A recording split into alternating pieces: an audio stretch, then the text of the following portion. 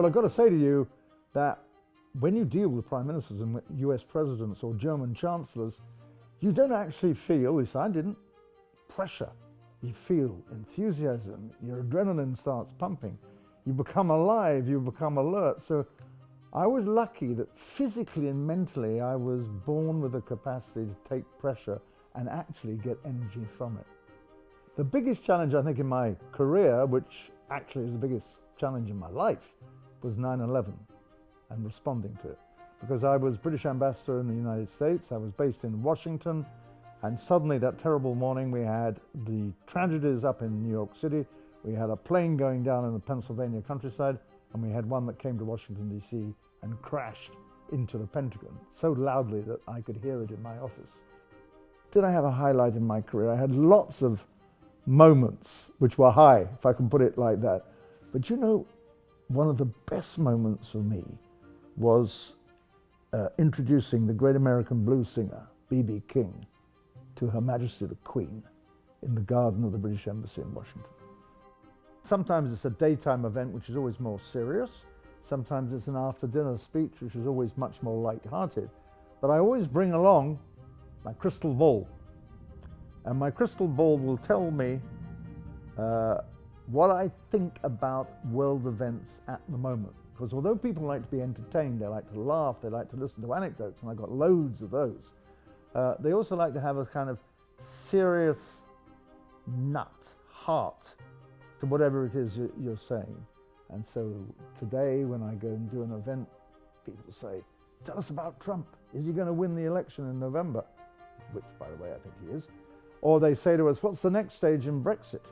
Are we going to be able to extricate ourselves in good order from the European Union?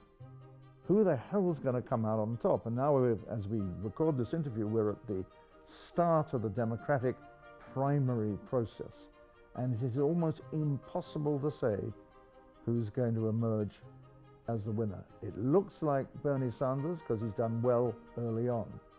I don't think that will last. And once they've got past Iowa, as they have just done, and about to do New Hampshire later on this week, and then they start going into the other states, and you have Super Tuesday, I think it is, on March the 3rd. By then, heaven knows who will rise to the top. My guess has always been it would be Joe Biden, and I still wouldn't rule him out. The wild card, the joker in the pack, is Michael Bloomberg and all his money. But I don't think any of those candidates have, at the moment, the beating of Donald Trump. One of the interesting things about the killing of Soleimani was that it was the reaction to it in the Western world, in Europe, UK, was one of shock. I mean, we were stunned. Even Boris, who is Donald Trump's friend, wasn't able to go out there and say, well done, Donald, glad to see you whacked this villain. Nobody could overtly support it.